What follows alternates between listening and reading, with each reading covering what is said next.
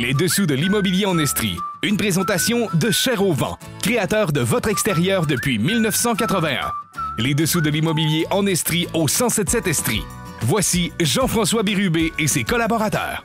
Bonjour tout le monde. Aujourd'hui à l'émission, j'ai le plaisir d'accueillir M. Alain Laplante, courtier immobilier, M. Diego Zoll de l'APCHQ.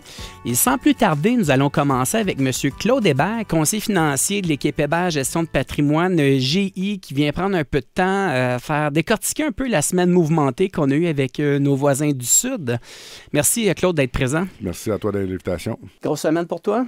Ça a été une bonne semaine, beaucoup de téléphones, les gens sont un peu inquiets. L'incertitude amène toujours un paquet de situations puis des interrogations. Donc, quand on voit de l'inconnu, on veut comprendre ce qui se passe. C'est pas toujours évident pour ces gens-là de rester, on va dire, rationnels, parce que plus qu'il y a d'immersion dans les réseaux sociaux, la télé, il y a beaucoup de négatifs, puis ils mettent ça beaucoup pire, on dirait que c'est parce qu'ils veulent avoir des codes d'écoute, donc il faut faire attention là, à l'immersion des réseaux sociaux. Ça a été quoi les plus grandes inquiétudes de ta clientèle cette semaine? Bien, il y en a beaucoup qui vont prendre leur retraite, on va dire, dans la prochaine année ou la suivante. Puis là, il dit, là, mon plan de retraite, est-tu à risque? Es-tu compromis? Qu'est-ce qui arrive? Là, il faut comprendre que quand on fait une planification, que ça fait 40 ans qu'on planifie, c'est comme dire, on part en vacances, moi puis toi, puis que là, en traversant, mettons, les douanes, il va y avoir un orage pendant 2 jours. Bien, ça ne compromettra pas notre voyage au complet. On va être un petit peu plus prudent s'il y a une grosse tempête ou on va être sur le côté si on veut, mais on ne cancelle pas le voyage. Donc, il ne faut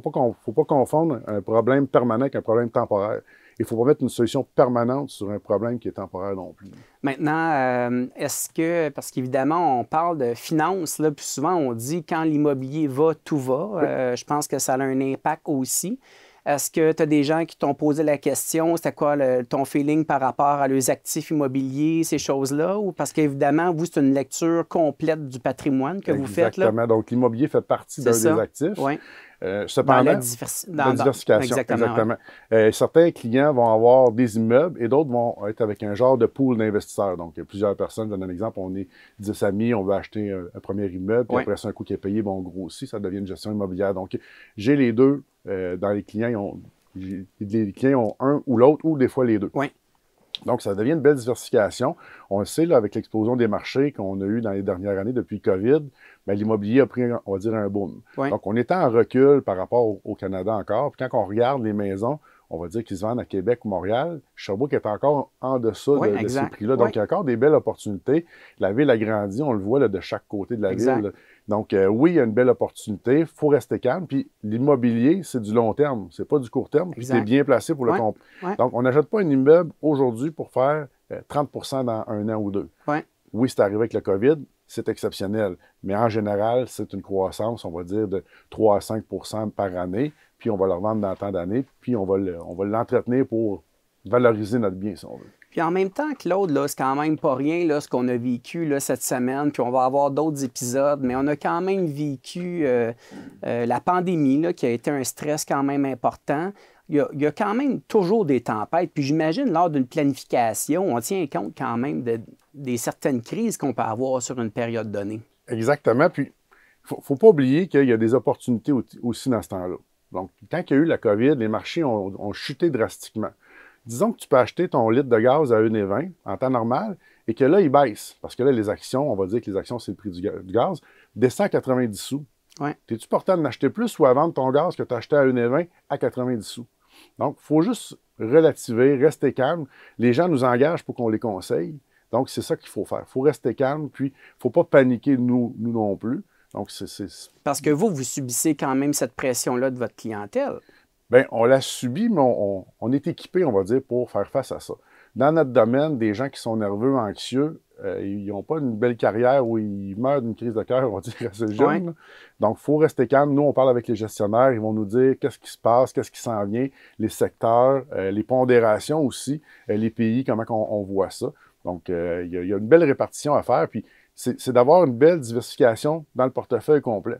Donc, j'ai des clients des fois qui m'appellent, ils me disent « Hey, là, l'action d'Apple a baissé, ça n'a pas de sens, mais tu n'en as pas dans ton portefeuille. Donc, OK, bon, mais parfait. Mais il peut le voir sur son relevé, mais là, il est un peu en panique parce que là, il vient de voir que ça a baissé drastiquement, puis il voit l'ensemble de son portefeuille qui a baissé. Donc, moi, je l'ai vu dans le temps du COVID, quand les nouvelles disaient que les portefeuilles étaient pour être anéantis, on va dire. là, les clients recevaient leur relevé, ils disaient « Ah, c'est moins pire que je pensais ». Mais ça a été une bonne drop pareil, mais ils s'attendaient tellement à pire que les médias ont géré les attentes pour nous. Est-ce que tu penses que la position des Américains, la pression au milieu de l'interne, probablement qu'il y a eu quand même du lobbying important qui se sont faits par rapport aux différentes industries? Oui, bien, on est le principal importateur de produits américains. Donc, on importe beaucoup plus que d'autres pays qui se mettent ensemble. Donc, ils ont besoin de nous. Puis nous, ce qu'on achète aux États-Unis, c'est des produits de consommation. C'est ce qu'on a. On veut, c'est un peu du luxe. Okay. Les États-Unis achètent ce qu'ils ont besoin du Canada pour faire d'autres choses. Donc, je pense qu'ils ont autant besoin de nous que nous d'eux. Donc, l'inflation que ça va créer, cette taxe-là, ouais. Peut être un petit peu pénible pour les États-Unis aussi, parce que c'est le consommateur aux États-Unis qui va payer en bout de ligne. L'entrepreneur dit « Je vais payer plus cher mon produit, mais je vais le vendre plus cher à mon monde. » Puis si nous, ici au Canada, on décide de ne pas l'acheter parce qu'on veut boycotter, bien là, il est pogné qu'il va avoir un surplus, puis là, ça va devenir compliqué pour lui. Là. Puis moi, je pense que dans tout ça, Claude, il y a toujours deux côtés à la médaille, là, mais je pense que ça a fouetté nos entrepreneurs. Je pense qu'il y en a beaucoup qui vont sortir de leur zone de contrôle puis vont dire « OK, le party est fini, il faut qu'on s'organise, on se retrousse les manches parce qu'il n'y a rien de réglé, en fait. » Bien, c'est pas que c'est pas réglé, c'est que quand il y a eu la pandémie, il a fallu qu'on devienne plus indépendant parce qu'il fallait gérer entre nous. Là, quand il y a eu les menaces, là, les 10 provinces se sont unies. Ils ont préféré une union, un échange libre entre nous. Parce qu'il y a des taxes interprovinciales sur plusieurs produits. Exactement. Donc, on va parler de la SAC. La SAC vend leurs produits au Québec. On ne peut pas faire venir des produits de d'autres provinces. C'est une loi provinciale. Il y a de bons produits qui se font ailleurs aussi, mais à cause qu'eux gèrent ça, donc il n'y a pas de libre-échange entre les provinces. Donc, si, là, ils ont pris conscience de ça, puis ils disaient, on pourrait faire de quoi de mieux? Oui, on va prendre un libre-échange entre les produits. Je parlais avec un de mes amis qui est restaurateur, qui ne peut pas faire venir son fromage qui est fait en Colombie-Britannique, mais il peut le faire venir de la Californie. C'est pas normal. Non, exactement. Donc, il devrait avoir une conscience de dire, bon, on a eu un avertissement. Bon, là, ils vont remettre les produits à la SAC, mais y a-t-il quelque chose qu'on peut faire pour prévenir si jamais ça va se reproduire? Donc, il y a une opportunité pour devenir un peu plus indépendant, puis on va dire fort financièrement. Bien, il y a une mise à jour, je pense, au niveau des politiques à mettre en place. Puis à partir du moment où on sensibilise les provinces puis la population à cette réalité-là, il n'y a aucune raison, en fait, que les gens n'apportent pas les modifications nécessaires. Claude Hébert, on va prendre une petite pause, quelques instants. Pause publicitaire, on se retrouve dans quelques instants. Parfait. Merci. Vous écoutez le balado Les Dessous de l'immobilier en Estrie. Nous sommes de retour avec M. Claude Hébert, conseiller financier de l'équipe Hébert, gestion de patrimoine GI. Je pense que j'ai rien oublié dans la présentation, Claude. C'est bon. Parce qu'on dit d'entrée de jeu qu'on est toujours surveillé par les entreprises. Hein? Le titre est important. Exactement. Il ne faut pas oublier des lettres. Oui, en fait, c'est pas pour du pétage de bretelles, c'est une obligation professionnelle. Exactement. Claude, je voudrais qu'on parle un peu, en fait, c'est quoi ta lecture, bon, évidemment, de l'économique, la semaine qu'on a eue. Est-ce que, selon toi, ça va impacter un peu les prévisions qu'on avait en début d'année sur le taux directeur ou sur l'inflation? J'aimerais t'entendre là-dessus. Bien, selon certains spécialistes, on veut le ramener quand même à 2. Oui. Donc, il faudrait le descendre encore. On va voir... Alors que là, on est à 3. Oui, exactement. Donc, je pense que le fait de voir comment ça va se dérouler va aussi décider si on le descend ou non. Donc, il ne faut pas le descendre trop vite. Donc, ça va créer une inflation. Donc, on va voir avec le temps ce qui va se passer. Là, on a eu un sursis d'un mois avec les taxations, si on veut. Donc, ça a un impact aussi directement. Là. Donc, il y a beaucoup de gens qui sont, on va dire, inquiets, les agriculteurs, les producteurs ici. On va voir comment ça va se dérouler. Là. Il y a une femme qui était camionneuse qui, elle, son métier, c'est de ramener des fruits de la Californie. Elle dit, si on boycotte, elle dit, moi, j'ai plus d'emploi non plus. Donc, il faut juste être intelligent dans ce qu'on va faire. Le monde dit, on n'ira plus au Costco. Il y a des emplois ici au Costco. Donc, c'est peut-être de choisir les bons produits au Costco qui vont faire qu'on va acheter Canada à place d'acheter américain. Donc, il faut faire attention avec tous nos choix. On ne peut pas boycotter tout ce qui se fait non plus. C'est là qu'on voit que tout est intégré. On veut, à un certain moment donné, bon, évidemment, continuer de vivre en faisant les bons choix. Oui.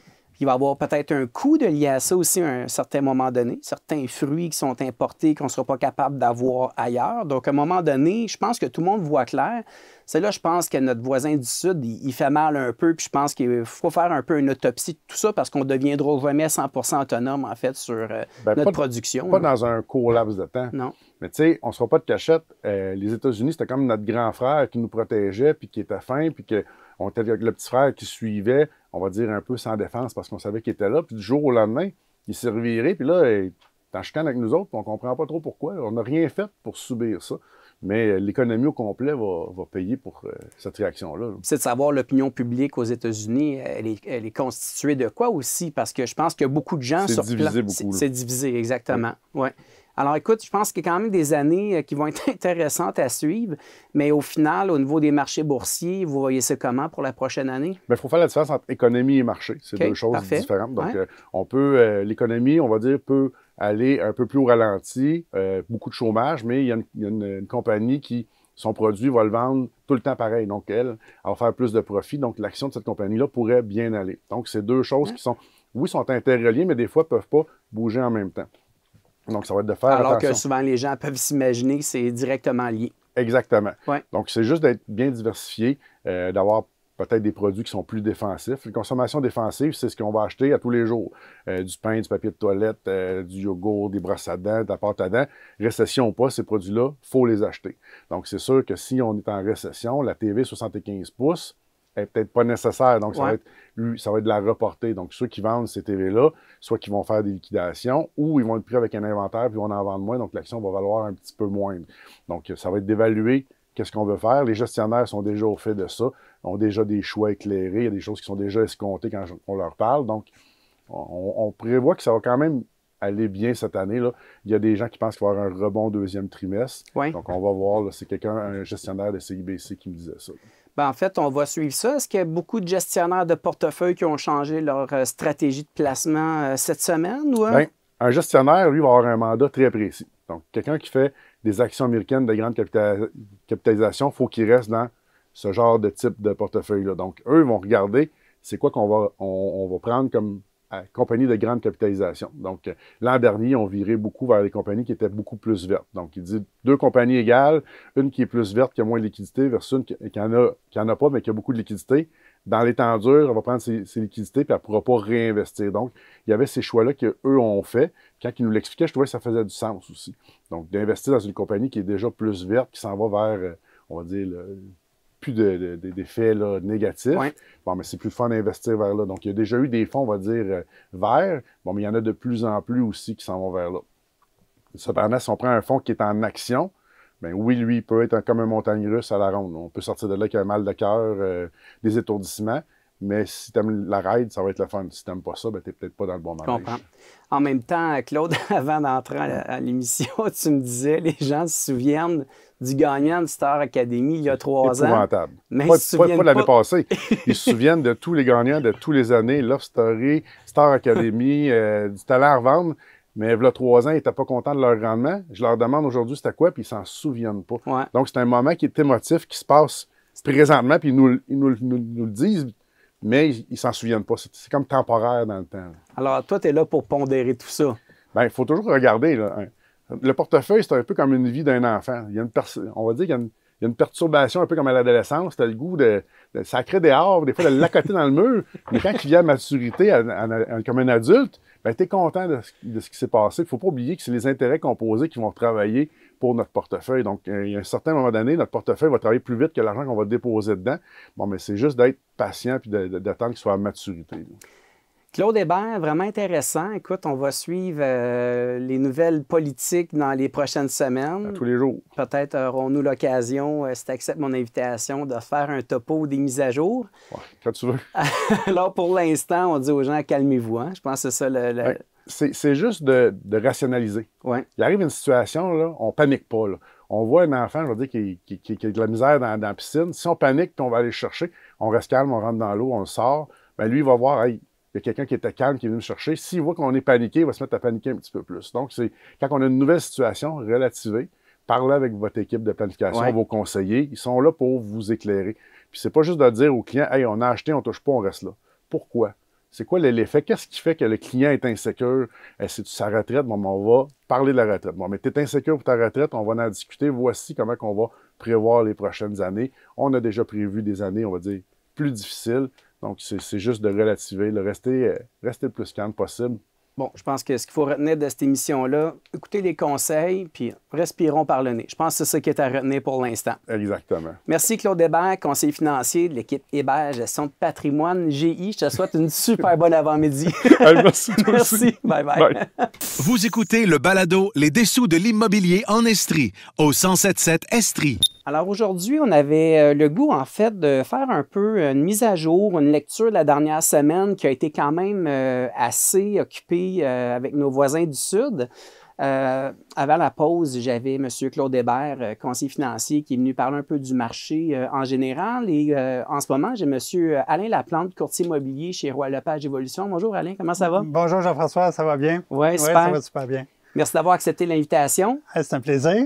Alors, ça a été une grosse semaine pour les marchés, puis le stress de la clientèle. Comment tu as senti le marché immobilier cette semaine à l'annonce de tout ça? En fait, je dirais qu'il y a eu beaucoup de stress qui a été véhiculé par, en fait, dans les médias. Oui.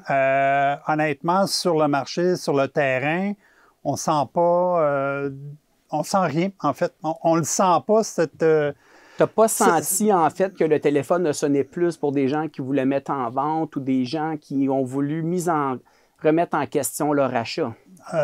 Jusqu'à maintenant, pas du tout. Non? Pas du tout. Il n'y a pas eu d'impact par rapport à ça. En fait, on sent que le marché continue. L'inventaire augmente, mais de façon normale. Puis les acheteurs ne sont pas, autre mesure, là, stressés ou anxieux à savoir qu'est-ce qui va arriver là, avec nos voisins américains. En fait, tu es en train de me dire que les bordées de neige ont ralenti plus les ardeurs que les politiques? Je pense que les gens ont plus peur de la neige que ce qui se passe en politique actuellement. En tout cas, moi le premier. Alain, tu es dans le courtage immobilier depuis 1995. Ouais. Tu as été président de la Chambre immobilière de l'Estrie aussi pendant combien d'années? Écoute, impliqué à la Chambre immobilière, là, presque une dizaine d'années. Président, je dirais de mémoire, là, près de 4 ans. Là. Écoute, en fait, c'est quand même surprenant de voir avec cette petite crise-là, mais j'oserais dire cette grosse crise-là, finalement, qui a mené juste à de la négociation entre les pays. On a connu d'autres crises. Hein? Je me souviens du boom des années 2000. C'était un peu une forme de catastrophe. Tout le monde s'imaginait que l'année 2000 allait être... on oublie vite, en fait, hein, le souvenir, en fait, de la population en général. Les gens oublient rapidement. Ouais. Mais on a eu vraiment d'autres grosses crises. En fait, la lecture du marché immobilier depuis toutes ces années-là, tu as vécu ça comment? C'est une bonne question. Écoute, je ne m'étais pas vraiment arrêté à avoir cette réflexion-là ou faire une lecture par rapport à ces crises-là. En fait, si on y va directement, l'impact qui est plus immobilier, c'est les hausses des taux qui vont avoir des impacts directs, mais les crises, je prends par exemple la fameuse crise du COVID, dès le départ, on avait l'impression que le marché allait crasher en début 2020. Les plus grands analystes prévoyaient là, un crash au niveau de l'immobilier, alors que c'est complètement l'inverse qui s'est produit. On a connu le plus gros boom immobilier des 30, 40, probablement plus, dernières années. Là. En fait, je pense fin des années 70, début 80. Là. Si je fais un parallèle par rapport à ce qui s'en vient avec la hausse tarifaire, oui. Est-ce que ça va avoir un impact? Comme je l'ai mentionné, pour l'instant, on ne sent pas cet impact-là. Je pense plus que ça va être au niveau de l'économie, l'insécurité, mais en même temps, parallèlement à ça, on a la baisse des taux qui continue de progresser. Fait que ça motive, on dirait, les acheteurs. Pour le moment, l'impact qu'au moyen terme, on ne le sent pas sur le marché. Moi, j'ai envie, Alain, qu'on décortique ça un petit peu, là, parce que là, on parle, là, les gens nous écoutent, là, mais je pense qu'on mette un peu la lumière sur les raisons qui nous amènent à donner un peu cette conclusion-là, c'est qu'on est quand même en ce moment dans un inventaire, donc le nombre de propriétés affichées sur le marché est extrêmement limité. Oui. Et au final, on est encore dans une situation où la demande est plus forte que l'offre. Et l'achat d'une propriété, là, à l'exception des résidences secondaires, c'est pas un luxe. Donc là, pas du tout. Là, les gens arrivent, là, ils ont une famille, ils sont transférés. Là. Ça prend un toit, là. En fait, la réalité du marché, le taux de vacants au niveau de l'immeuble locatif est excessivement bas, pratiquement à zéro. Là, le marché immobilier continue à aller quand même assez bien. La demande est en fait très forte. l'inventaire encore bas. Même si l'inventaire a augmenté dans les derniers mois, bien, la demande a suivi. Oui. Donc, autrement dit, là, puis en fait, ce qu'on aime bien dire, c'est qu'au final, il n'y a personne qui le sait. Hein? Pas du tout. Il n'y a personne qui le sait. Il n'y a personne qui a le boule de cristal qui peut nous annoncer une catastrophe. Ou en fait, là, on parle de catastrophe, mais il n'y a personne qui peut nous annoncer quelle tangente que d'ici la fin de l'année 2025, comment ça va se passer. Là. Si les taux restent encore bas, les gens, comme tu as dit, ont besoin de se loger. Où il pourrait y avoir un impact, encore là, c'est difficile à prévoir, c'est tout ce qui va être au niveau de la résidence secondaire, les bords de l'eau. Est-ce que les gens vont arrêter nécessairement d'acheter? Si on regarde notre valeur, la force du dollar, si on fait un peu de politique, bien, est-ce que les gens vont continuer d'aller dans le sud, aux États-Unis, aller passer des vacances ou encore acheter des condos en Floride avec la valeur puis l'impact financier?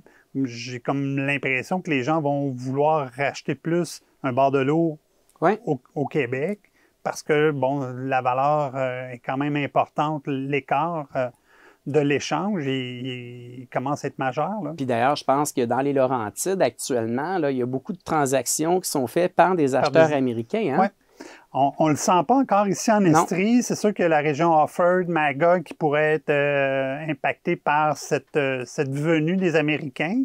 Pour le moment, encore là, on ne sent pas là, en fait, on ne le sent pas du tout parce que les acheteurs, c'est des acheteurs soit locaux de la région là, du Grand Centre de Montréal qui achètent encore de la résidence secondaire. Faites à noter, là, puis on a fait plusieurs émissions là-dessus, là, mais les acheteurs étrangers n'ont pas la possibilité d'acheter où ils veulent au Canada. Là. Il y a un moratoire jusqu'en 2027. Tout à fait. Donc, pour ceux qui veulent vendre leur propriété et qui s'imaginent de vendre à des intérêts étrangers, commencez donc par vérifier si vous êtes dans un secteur, en fait, où c'est possible de le faire. Tout à fait. Petit clin d'œil comme ça. Alain, on va prendre une petite pause et j'ai d'autres bonnes questions intéressantes pour toi, comme par exemple ceux qui envisagent vendre. C'est quand le bon moment? Je veux qu'on décortique tout ça ensemble, alors on se retrouve dans quelques instants. C'est bon. Merci. Okay. Vous écoutez le balado Les dessous de l'immobilier en Estrie avec Jean-François Bérubé. Alors, nous sommes de retour avec Monsieur Alain Laplante, courtier immobilier chez Royal Lepage Évolution. Merci, Alain, d'être là. Ça fait plaisir. Bon. Ça fait plaisir que tu m'appelles monsieur aussi. Ah oui, c'est ça. Bon, enfin, le respect. Je vais commencer à te vous voyer. Il n'est pas trop tôt. Là, je te reconnais. Alain, en fait, avant la pause, j'expliquais, là, je voulais dire, bien, ceux qui nous écoutent et qui se disent, ben là, c'est encore le moment de vendre? C'est quoi tu réponds à cette question-là? C'est quand que je dois mettre en vente? En fait, les gens ont encore la croyance que ça doit mettre leur propriété plutôt sur le marché au printemps. Oui. Comme si l'hiver, il ne se passe rien, on n'hiberne pas, nous, les courtiers immobiliers. Au contraire, on continue à travailler. Mais le meilleur moment, c'est quand que les gens sont prêts. Fait que peu importe la saison de l'année, parce que si on regarde, bon, 2023, on a eu une période un petit peu plus tranquille qui était l'automne, le dernier trimestre. Mais tu sais, il faut penser, ou en fait, il faut se rappeler plutôt que les taux d'intérêt continuaient d'augmenter. Il y avait une récession en vue. 2024, la confiance n'était pas là. En fait, était fragile. Oui. Là, en 2024, le marché a pris un essor différent, justement parce que, bon, les taux d'intérêt ont eu quand même plusieurs baisses. 2025, ça s'enligne quand même comme ça. On parlait tout à l'heure que l'inventaire augmente, mais en même temps, la demande, elle est très forte. On a connu, juste pour dire, là, le mois de décembre qui a été un des meilleurs mois de décembre depuis plusieurs années. Donc, c'est faux de croire que pendant la période des fêtes ou le mois de décembre, le marché revient un peu plus tranquille, ça va repartir au printemps. On a connu un mois de janvier, là, on vient de le terminer, puis qui a été quand même très actif. Là, autant au niveau des transactions que les gens achetaient, que les gens mettaient leur propriété en vente. Et soit dit en passant, aussi dans le commercial. Le commercial a été tout à très fait. fort. Exact. En fait, il y a quand même un côté, on dirait que les gens sont très proactifs, que ce soit là au niveau résidentiel et évidemment là, au niveau commercial, immeuble à revenus, en fait, qui est encore en très, très forte demande.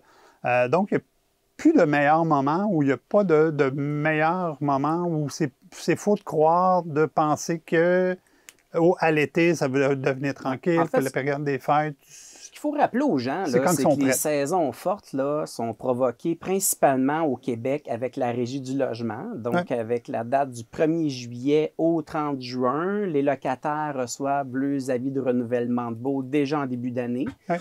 Et là, dans le fond, oui, ça nous amène une vague d'acheteurs. Donc, pour nous, on est déjà dans le marché de printemps. Donc, Vraiment. on vraiment. fait des ventes à l'hiver, mais pour des occupations au printemps. On a déjà beaucoup de ventes de faits à l'automne pour des occupations au Printanières. printemps. Ouais.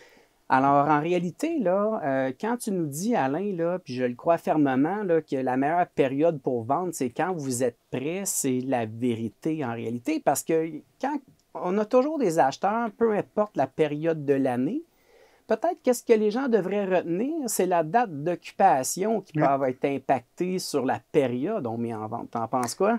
En fait, oui, puis l'influence est forte pour les propriétaires vendeurs parce que souvent, c'est eux qui... En fait, leur problématique les propriétaires vendeurs ou leur réalité, c'est de trouver quelque chose. Oui, tu as raison. Donc, à ce moment-là, eux, leur inquiétude, c'est de dire quand est-ce que je vais me trouver quelque chose et quand est-ce que je peux libérer la maison. Donc, le marché étant favorable encore aux vendeurs, bien, à ce moment-là, ils peuvent se permettre une période d'occupation beaucoup plus longue. Dans la préparation de la mise en vente. Exactement, puis de trouver quelque chose au moment qu'ils vont vendre leur propriété. Là. Et pour ceux, en fait, qui nous écoutent, là, pour la plupart des gens qui mettent leur propriété en vente déjà depuis le mois d'octobre 2024, on est dans une situation où les gens, la date d'occupation, elle est la même que vous mettiez en vente à l'automne ou au mois de mars. C'est la date du 1er juin ou 15 juin, c'est quand même la date la plus importante. Bien, au Québec, oui, à cause des fameux renouvellements de baux. En fait, l'impact, ou en fait, sur une partie de la clientèle, ça a un impact, évidemment, à cause des renouvellements de baux. C'est vraiment la clientèle de premier acheteur. Parce que ça reste encore un peu cyclique à cause des renouvellements. Mais pour ce qui est du reste, on voit de plus en plus là, des occupations qui vont se faire soit à la fin de l'été, même à l'automne. On a eu beaucoup de gens, justement, que soit ils se font bâtir. Ouais. Donc, ils ont besoin d'avoir beaucoup plus de temps. Des fois, on parle jusqu'à 6 mois pour occuper la maison. Puis ça n'a pas eu un impact négatif sur leur mise en marché. Au contraire, on continue à avoir de l'activité. Puis les acheteurs, c'est eux qui font un compromis, disons-le comme ça, pour l'occupation. Parce que le marché reste encore très favorable aux vendeurs. Alors finalement, en fait, cette semaine, pour moi, c'est important de faire une mise à jour de l'actualité immobilière parce que souvent, on est dans des situations où on fait venir des intervenants là, pour des conseils en général qui ne sont pas vraiment temporels, donc vraiment qui sont des conseils qui sont bons cette année comme vont être bons aussi l'année prochaine. Alors là, pour l'instant, à la lecture des discussions qu'on a, il n'y a pas de catastrophe en vue. La semaine s'est déroulée presque normale, à l'exception peut-être d'un peu de stress pour les gens qui écoutaient beaucoup les nouvelles, mais au final, sur le terrain... Sans jeter le blâme sur les médias, évidemment, on est influencé par ce qu'on entend à la radio, à la télé, bon, ou peu importe les réseaux qu'on va écouter, mais... Autrement que ça, le marché a continué son cours. Là. Ouais. Ça continue à bien aller plutôt. Pas beaucoup d'augmentation d'inventaire, pas de promesses d'achat qui ont tombé suite à des gens qui étaient inquiets de tout ça. Donc, règle générale, puis pour ceux qui ont manqué le premier segment avec M. Claude Hébert, je tiens juste à vous rappeler qu'on a disponible en balado sur la plateforme de Cogeco Média. Pour vous donner un peu une lecture puis rendre ça un peu plus normalisé là, dans un contexte très mouvementé.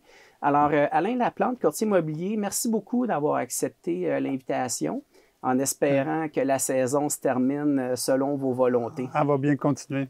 Merci Jean-François. Bon avant-midi. Merci. Vous écoutez le balado Les dessous de l'immobilier en Estrie au 1077 Estrie. Alors aujourd'hui, on a la chance d'avoir un gars de construction, Diego Zol, président de l'APCHQ Estrie. Bonjour Diego, comment ça va? Bonjour Jean-François, je vais très bien, merci. Hey, c'est pas péjoratif, gars de construction, mais c'est important, c'est vital dans notre économie en ce moment. Tout à fait, la construction est un moteur économique très important et à l'APCHQ Estrie, on travaille fort, puis il y a beaucoup de chantiers. 2025 s'annonce très profitable. J'essaie à l'émission vraiment toucher à tous les aspects de l'immobilier. L'APCHQ Estrie en est un.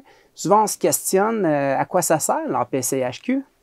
La PCHQ est un regroupement de membres. Au Québec, c'est 19 000 membres. C'est la plus grosse organisation de professionnels en construction en Amérique du Nord. Et à PCHQ Estrie, on est en pleine transition, on offre plein de services, mais notre directeur général nous quitte à la fin du mois pour se remplacer le 3 mars par Daniel Corbeil. Donc, Sylvain Mathieu prend sa retraite après 22 ans de service. Wow! Des grosses bottines à chausser pour Tout à Daniel, fait. ça. Oui, monsieur. Et à la PCHQ, on compte 8 employés permanents. On offre plusieurs services, dont des services techniques, des services juridiques, de la prévention santé-sécurité. On offre aussi la relation de travail et un service unique en Estrie, le mentorat. OK. On a 20 nouveaux entrepreneurs qui sont mentorés par des anciens retraités ou qui veulent juste redonner au suivant. Puis on a 12 mentors qui est Nicole Côté qui chapeaute ce dossier-là, de main de maître. En fait, c'est des services que vous offrez aux entrepreneurs généraux Oui? Aux entrepreneurs membres de la PCHQ Estrie, OK. qui est presque juste du secteur résidentiel, parce qu'il y a aussi ACQ, OK. qui est plus le côté commercial. OK. C'est quoi essentiellement la différence entre les deux organismes Bien, ou associations? auparavant, les deux associations, Oui. avant, étaient vraiment un secteur. ACQ était commercial et industriel et APCHQ plus résidentiel, rénovation. Maintenant, ils se chevauchent un peu tous les deux, là. En fait, Diego, je sais que tu es une personne qui est extrêmement impliquée. Tu travailles aussi toi-même là, dans le cadre de tes activités en construction, tes carreleurs. Comment ça se passe sur le terrain actuellement pour vous autres? Là, 2025, là, ça s'annonce comment?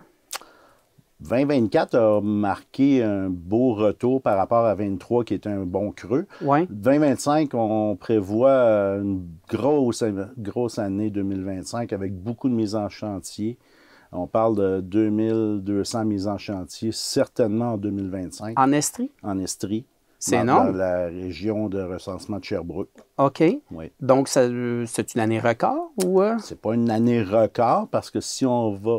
On a eu 2021 qui est une année record. Ouais. Je me souviens pas des chiffres exactement. Okay.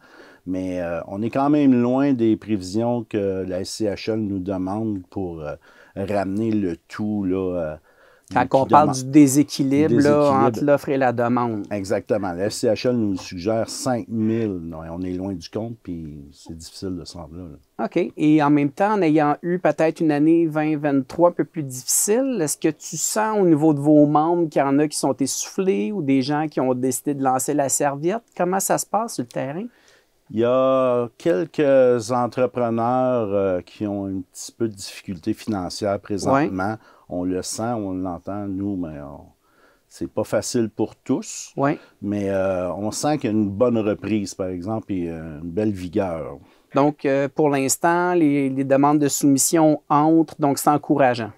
C'est les demandes de soumission, pour ma part, au bureau chez moi, là, on ne suffit pas à la demande. On refuse des soumissions parce que il faut juste livrer aussi après. Ouais, c'est beau de ramasser un contrat, mais il faut livrer. La main-d'œuvre, ça se passe comment? Très difficile. Ouais. Il manque de main-d'œuvre partout. Pour quelles raisons? Les raisons. Les jeunes, je crois qu'ils sont axés plus vers l'informatique. Ici, c'est pas facile. Le milieu de la construction, c'est très physique. C'est difficile, le travail famille. Oui, la conciliation? La conciliation, travail-famille, on essaie, mais souvent, les gens commencent à 7 h le matin et 3 h 15. 7 h le matin, là, les jeunes sont encore sont pas à la garderie, c'est difficile. Est-ce que tu sens en tant qu'employeur, c'est des demandes auxquelles tu dois éventuellement te rendre plus flexible, les horaires de travail et tout ça? Totalement. Je parle pour ma part.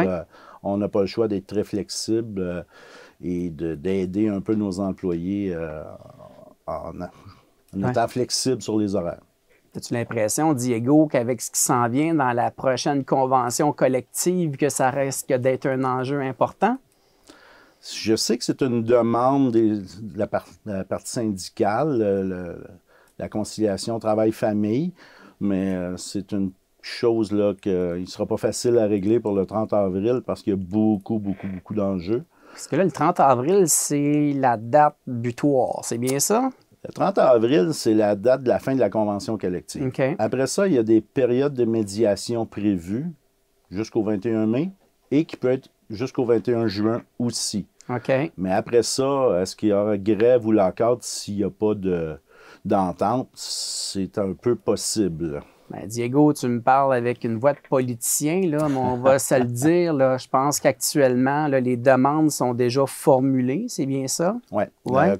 Ça ressemble à quoi? Le secteur commercial, les demandes sont de 18 la première année, 3 années suivantes à 3 et le secteur résidentiel, qui doit avoir un rattrapage parce que ce n'est pas les mêmes taux, eux demandent 18 et 10 la première année et 3,33 pour un cumulatif de 37 sur 4 ans, qui est un peu abusif à mes yeux à moi. Ouais. Mais il faut comprendre que beaucoup de gens pensent que le prix du bois augmente, mais le prix du bois, c'est de 3 à 5 du prix d'une maison, tandis que la main-d'œuvre, c'est 50 Donc, si la main-d'œuvre augmente de 20 bien, votre maison va augmenter de 10 c'est sûr. Dans le coût de construction. Dans le coût de construction, et c'est l'utilisateur payeur.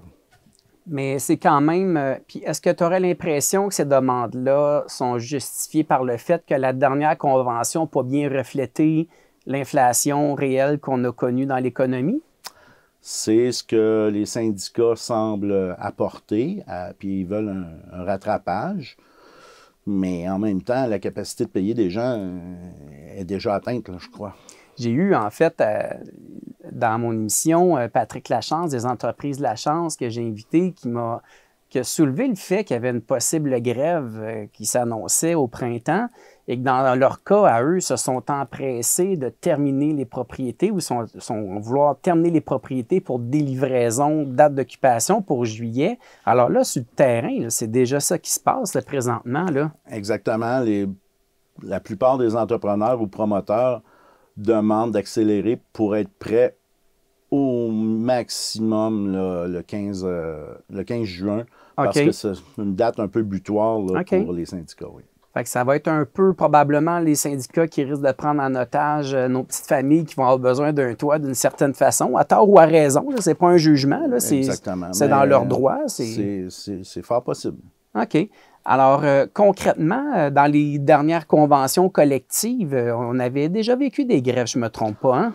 Oui, mais la dernière grève, de mémoire, c'est en 4... Je me souviens pas, j'ai pas la mémoire exacte, là, mais c'est 93 ou 14 de mémoire. OK. Mais là, avec les demandes qu'on a sur la table, il doit déjà avoir des négociations, j'imagine. Les négociations sont débutées depuis novembre ou décembre. OK. La CQ s'occupe du secteur commercial et industriel, puis la PCHQ s'occupe du résidentiel et rénovation. Ça se passe comment concrètement pour une association comme la vôtre? C'est qui est impliqué, en fait, à ces discussions-là? C'est la direction générale de la PCHQ provinciale. OK. Il y a des mandataires là, pour ça. Puis, et surtout, je dois avoir aussi des entrepreneurs généraux, des gens du terrain qui sont impliqués là-dedans aussi.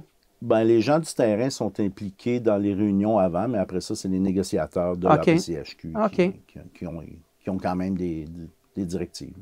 OK. Donc, ça va être quand même intéressant à suivre ça pour les prochaines étapes. Puis là, je pense que dans vos gros comités que vous faites, là, c'est l'Expo Habitat là, qui s'en vient à grands pas. C'est bien ça? Oui, Expo Habitat, on arrive à la 41e édition. Wow. Du 13 au 16 février au Centre de foire de Sherbrooke. L'an dernier, on a eu 10 000 visiteurs. On s'attend à sensiblement à la même chose. Oui. Notre année record est de 12 000 visiteurs. OK. Donc, c'est au Centre de foire? Au Centre de foire de Sherbrooke. Oui. Et cette année, on a encore 130 exposants. Puis exceptionnellement, cette année, on affiche complet depuis le début décembre, ce qui est nouveau. Encore aujourd'hui, on a refusé 3 personnes parce qu'on n'a plus de place. Est-ce que c'est principalement des fournisseurs de la région? Il y en a de partout au Québec, au Canada? Principalement de la région, mais il y en a un peu de partout au Québec sur certains produits. Mais cette année, on offre une gamme complète là, en rénovation, il va y avoir des cuisines, il va y avoir des couvre-planchers, Sûrement du courtage immobilier. courtage immobilier avec ton... Oui, un de nos confrères. Un de tes confrères Oui, de Santis. oui. Et on a vraiment une vaste gamme de produits là, pour tous les goûts. OK. Donc là, en fait, pour ceux qui envisagent la construction ou la rénovation, est-ce que tu les encouragerais à aller voir ça? Est-ce qu'il y a un réel avantage pour le consommateur? Tout à fait. Nos sondages l'an dernier nous indiquent que sur 10 000 visiteurs, on a eu 2 400 répondants et 88 de ces répondants-là ont soit acheté ou consommé un produit ou un service Directement lié. directement lié ou demandé une soumission. 88 là, c'est énorme. C'est énorme, hein? Oui, les gens viennent vraiment et ils viennent pas voir, ils viennent consommer. Ben, c'est une bonne occasion d'avoir à peu près tous les fournisseurs. fait. Tout le monde est là au bon moment. Oui. Donc, c'est une façon simple. Donc, rappelle-moi les dates, Diego. C'est du 13 au 16 février au centre de foire de Sherbrooke. OK. Et après la visite du salon, il y a aussi les gens qui peuvent prendre un verre au bar de Baie-Amère Anctil qui ont fait une belle place pour...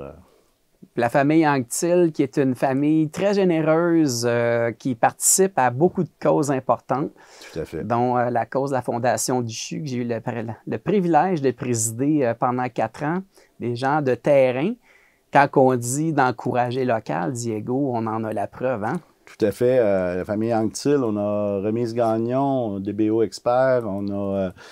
J'en oublie, là, mais on a plein de gens de l'Estrie qui sont là, présents. Et bureau et bureau, vraiment bien. Alors, dans les faits, on se ramasse dans une situation où c'est quand même un outil simple de pouvoir recruter vos exposants avec les statistiques que vous avez. C'est vraiment une occasion de ne pas manquer. Tout à fait. L'an dernier, Construction Christian Bello avait fait une grosse maison à l'intérieur du centre de foire. Ouais. Et à la fin du salon, Christian Bello a décidé de revenir tout de suite l'an prochain, donc cette année, par l'enthousiasme du salon puis l'accueil qu'il y a eu des gens. C'est quand même pas mince à faire, mettre une maison là-dessus pour quelques jours. C'est beaucoup d'investissement. Oui, c'est ça. Ouais. Ben, en fait, c'est vraiment intéressant. Dis-moi en même temps, Diego, les prévisions en fait de l'APCHQ pour 2025, vous voyez ça comment? Puis évidemment, on a eu, cette semaine, les négociations avec M. Trump qui ont mis quand même un stress. Ça a eu des impacts de votre côté? Bien, pour plusieurs choses. Un exemple, le prix du bois. Trump, on ne sait pas ce que ça va faire, mais en même temps, avec ce qui est arrivé en Californie, il va y avoir une demande accrue de bois à venir. Exact. Donc, c'est sûr qu'il va y avoir une augmentation du prix de bois. Et pour M. Trump, son 25 bien, il y a beaucoup... moi, dans le carrelage, on a beaucoup de produits qui viennent des États-Unis. OK, oui. Et on est encore dans le néant de ce qui va arriver avec ça. J'ai l'impression qu'il y en a qui vont faire des réserves afin d'éviter ça. C'est déjà commencé. C'est déjà commencé? Oui, donc, les prix sont déjà à la hausse, probablement. On ne l'a pas senti encore, mais ça va venir rapidement, c'est ça, pense bien. Oui. Fait que ça va probablement encore déséquilibrer un peu la chaîne de fourniture ou d'alimentation, tout ça, alors que vous sortez de la période de COVID. Tout à fait. Sauf que la période de COVID pour le milieu de la construction a été faste. Ah oui, c'est ça. Les gens ont beaucoup rénové, ont beaucoup consommé parce qu'ils ne pouvaient pas sortir, donc ils rénovaient. Probablement un argument de force pour les syndicats lors de la prochaine négociation. Probablement. Diego Zol, président de l'APCHQ Estrie, merci d'avoir accepté l'invitation. Je sais que tu es très occupé.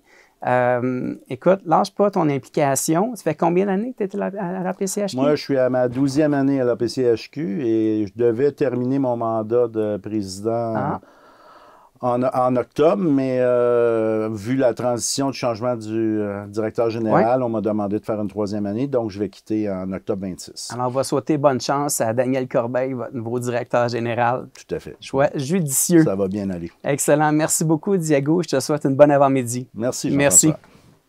C'est déjà ce qui conclut notre émission d'aujourd'hui. Merci beaucoup d'avoir été avec nous. C'est un réel plaisir pour moi d'avoir l'opportunité d'échanger avec mes merveilleux collaborateurs, M. Claude Hébert, M. Alain Laplante et M. Diego Zoll. Je veux remercier aussi mon ami Gilbert à la console.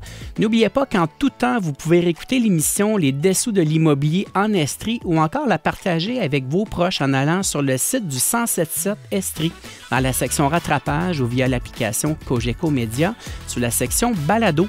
On se retrouve samedi prochain dès 11h pour un nouveau segment des Dessous de l'immobilier en Estrie, alors que je vous laisse au bon soin de Mme Priscilla Quirion qui vous accompagne cet après-midi avec les classiques 80-90. Bonne fin de semaine tout le monde. Les Dessous de l'immobilier en Estrie, une présentation de Cher au vent, créateur de votre extérieur depuis 1981.